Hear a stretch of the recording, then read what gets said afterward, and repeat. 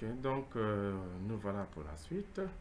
Donc pour ce cas-là, donc il s'agit donc d'une situation dans laquelle vous avez la solution optimale de la relaxation qui est entière. Donc ici, bien sûr, c'est d'abord une première situation, une situation dans laquelle vous avez un certain nombre, vous avez beaucoup, d'accord, donc de candidats dans le domaine admissible, ce qui fait qu'il n'est pas intéressant de les énumérer, d'accord, toutes. Alors, qu'est-ce qu'on fait? On utilise la fonction objectif, ok, pour essayer donc de trouver, d'accord, donc le meilleur candidat.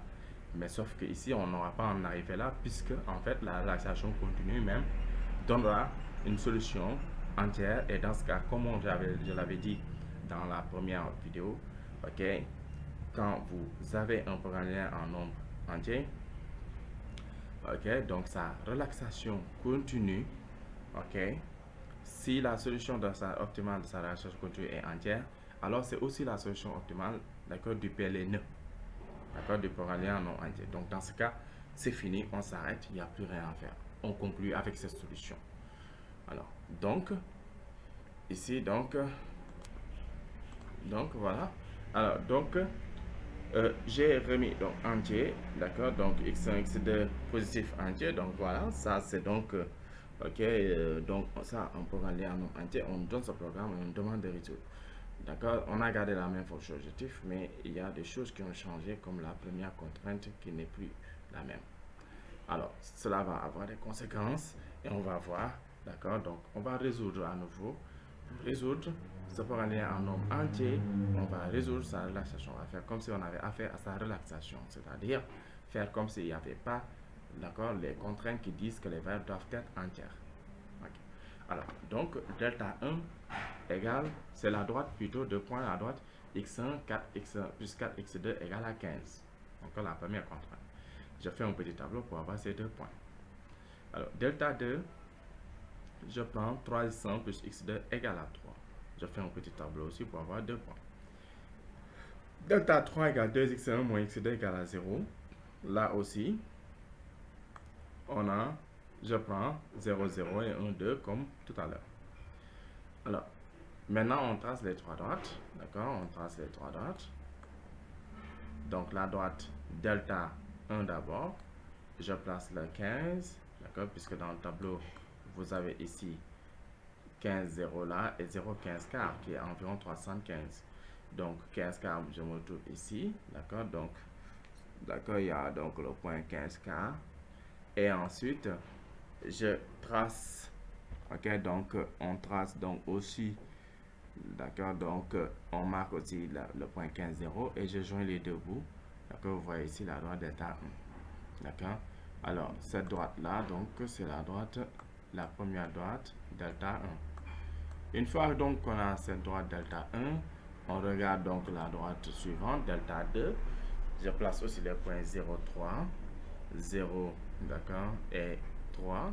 Et ensuite 1 et 0, 1 et 0. Et je joins les deux. D'accord, et ça me donne ici, donc vous le voyez là, la droite delta 2. Ensuite, la droite delta 3, 2x1 moins x2, donc là, voilà, 0, 0 et 1. Je regarde 2, voilà, c'est ce point-là ici. Et donc, qu'est-ce que je fais? Je joins les deux bouts. Et donc, voilà, je me retrouve à la droite delta 3. Alors, une fois qu'on a les trois droites, on va chercher à délimiter le domaine admissible comme d'habitude. Alors, pour délimiter, comme d'habitude, on va insérer des points simples, comme l'origine. Pour la première contrainte, je mets 0, 0, 0 plus petit que 15, ce qui est vrai. Donc, par conséquent, ça veut dire la partie où se trouve 0 pour la droite delta 1, elle est la bonne. C'est la droite delta 1 là. Donc, on a éliminé la partie, d'accord, l'autre côté où se trouvera 0. On fait la même chose pour la contrainte 3x1 plus x2 supérieur égal à 3. Si je mets 0, 0 supérieur à 3, c'est d'accord, c'est faux. Dans ce cas, donc, on élimine pour la droite delta 2, d'accord, cette partie-là où se trouve 0, d'accord, etc. Et ensuite, on fait la même chose pour la droite delta 3. Delta 3, si vous prenez la droite delta 3, ça passe par l'origine, donc il faut faire attention. Dans ce cas, on va prendre un autre point, comme tout à l'heure, comme dans l'autre vidéo, j'ai pris le point 1, 0, qui est aussi un point simple. Alors, en prenant un 0, on voit que 2 fois 1, c'est 2, moins 0, ça fait 2. 2 est plus grand que 0, ce qui est vrai. Donc, la partie là est bonne pour cette droite delta 3. Donc, il faut éliminer plutôt la partie où vous n'avez pas un 0. D'où donc, voilà, on a éliminé cette zone, ainsi de suite, d'accord, jusqu'au bout. Alors, il nous reste donc un domaine, et donc on va essayer donc d'éliminer ce domaine-là, d'accord, pour que vous voyez mieux. D'accord, donc je vais la délimiter. Donc vous avez ce domaine-là, voilà, ça vient jusque là, puis on prend à partir de là-bas jusque là, puis à partir de là-bas on va jusque là, puis à partir de là-bas encore on va jusqu'au point A. Voilà le domaine, d'accord, admissible. Et les sommets sont A, D, C, donc A, B ici, C et D. D'accord, les 4 sommets. Alors, on sait que, d'accord, parmi ces 4 sommets, il y en a un ou plusieurs qui sont les solutions optimales ou la solution optimale de la relaxation continue. Mais si toutefois cette solution optimale est entière, alors elle sera aussi la solution optimale du PLNE. Voilà pourquoi, donc ici, d'accord, on va tenter, d'accord, donc de voir parmi les sommets, de les énumérer et de chercher à trouver, d'accord, donc la solution optimale. C'est pour espérer que la solution optimale puisse être peut-être le point, d'accord, 15, 0, qu'on voit qu'il est entier ici, d'accord. Le point 1, 0 aussi est un point entier, d'accord. Il se peut que ça soit l'un des deux, donc pour être sûr, on va déterminer A et D et vérifier dans F pour voir lequel de ces 4 sommets donne la meilleure valeur. Si c'était le point B lui-même, donc voilà, tant mieux, on s'arrête là.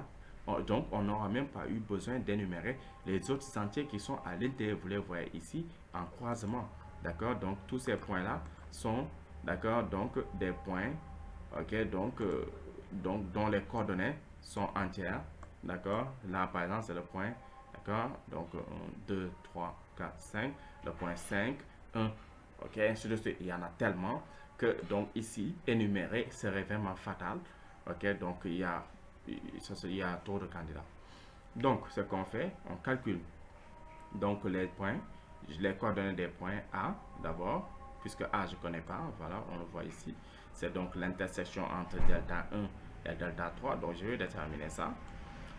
Delta 1, je fais le système d'équations, d'accord, et on résout, d'accord, donc on va faire détailler la résolution, chacun peut faire ses calculs. On trouve que A c'est 5 tiers et 10 tiers. Le point B, c'est 15, 0, on le voit directement. C'est un point qui avait été utilisé dans le tableau de delta 1. Le point C aussi est un point connu, c'est 1, 0 utilisé pour la droite delta 2. Et le point D est un point d'intersection qu'on n'a pas utilisé, donc voilà, il est là. Donc c'est l'intersection entre delta 2 et delta 3. Il faut donc résoudre le système d'équations.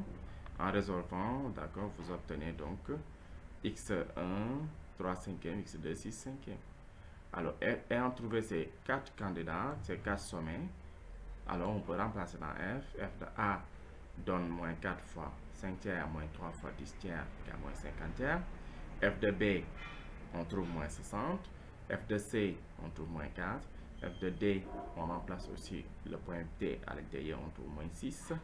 Et on essaie donc de mettre dans un ordre croissant ou décroissant, peu importe. F de B, on voit qu'il est plus petit que F de A, plus petit que F de D, plus petit que F de C. Donc, par conséquent, le point F de C est le plus grand puisque on cherchait à maximiser. D'accord? On cherchait à maximiser.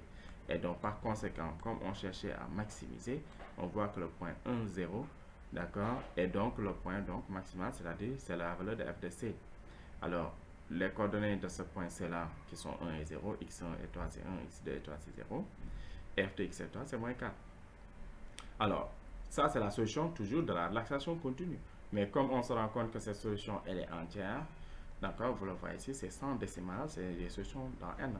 Donc, dans ce cas, c'est aussi la solution, d'accord, donc du PLNE. C'est pourquoi elles sont donc les solutions optimales. On met les étoiles ici, donc pour nous dire. Donc là, je justifie en disant justement, comme la solution optimale de la relaxation continue est entière, donc voilà. Donc là, c'est elle, donc la solution aussi du PLNE.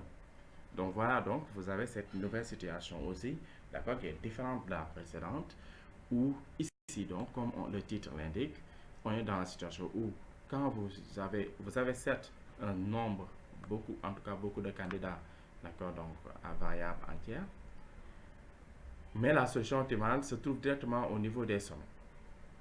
Donc, d'où l'intérêt de toujours vérifier, de faire comme si on résout la relaxation continue. Parce que si on tombe sur une solution entière déjà dans la relaxation continue, puisqu'il n'y a pas beaucoup de candidats en général pour la relaxation continue, parce qu'il n'y a que les sommets qui sont optimales.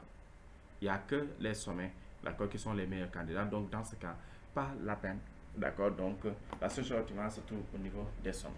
Donc, là, c'est un avantage parce que si vous tombez sur un des sommets qui est optimal pour la relaxation, alors elle est aussi la solution optimale du PLNE. Voilà donc une autre situation. Alors, on va donc parler de la troisième situation donc tout à l'heure.